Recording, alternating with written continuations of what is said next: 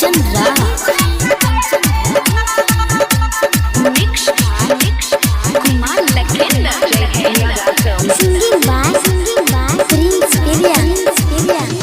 मेहनत तोहर ऐसा कहलई जहाँ न देखल तोहर सूरत गे जान।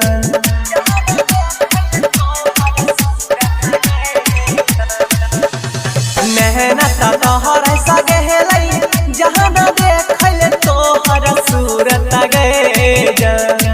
जन के देखल तोहर सूरत गे जान गे जान। जिंदगी में हमारा तू ही छी जरूरत गे जान गे जान। जिंदगी में हमारा तू ही छी जरूरत गे जान।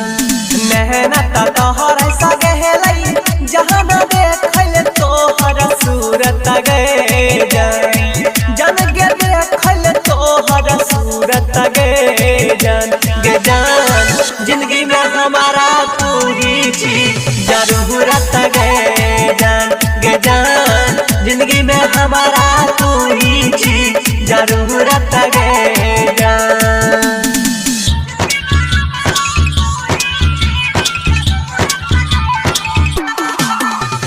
डीजे कंचन राज नीम चौक चौसीमा वैशाली कुमार लखेंद्र मायो नहीं लगल तोरा भेले कथो गे। तू ही बातान के पछतई अखिया के लोर गे। मायो नहीं लगल तोरा भेले कथो गे।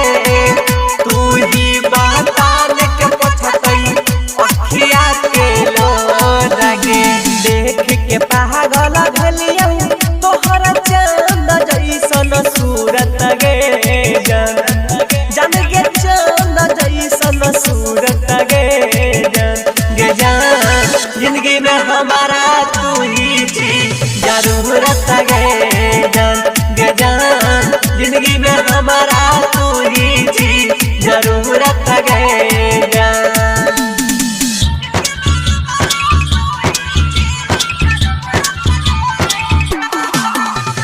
डीजे कंचन राज नीम चौक चौसीमा वैशाली कुमार लखेंद्र दिन रात कानई छियौ प्रिया गे याद में। मन करे जिंदगी गुजारा तो हम तोरे साथ में। दिन रात कानई छियौ प्रिया गे याद में। मन करे जिंदगी गुजारा तो हम तोरे साथ में। गलती हमारा भुलाई के दिन जिंदगी बनाई खूबसूरत गे जान। जन के जिंदगी बनाई खूबसूरत गे जान गे जान। जिंदगी में हमारा तू ही छी जरूरत गे जान गे जान। जिंदगी में हमारा तू ही छी जरूरत गे जान।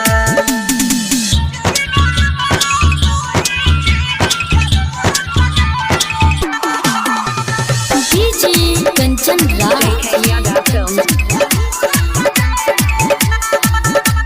नीम चौक चौसीमा वैशाली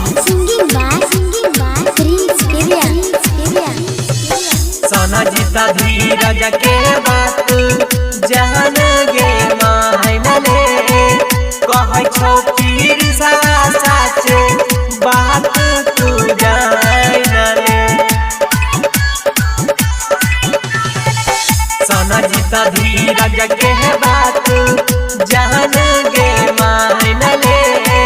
कह छो पीर लखिंदर के पहचान ले। कह छियौ एक बेर कहिया मिल के होई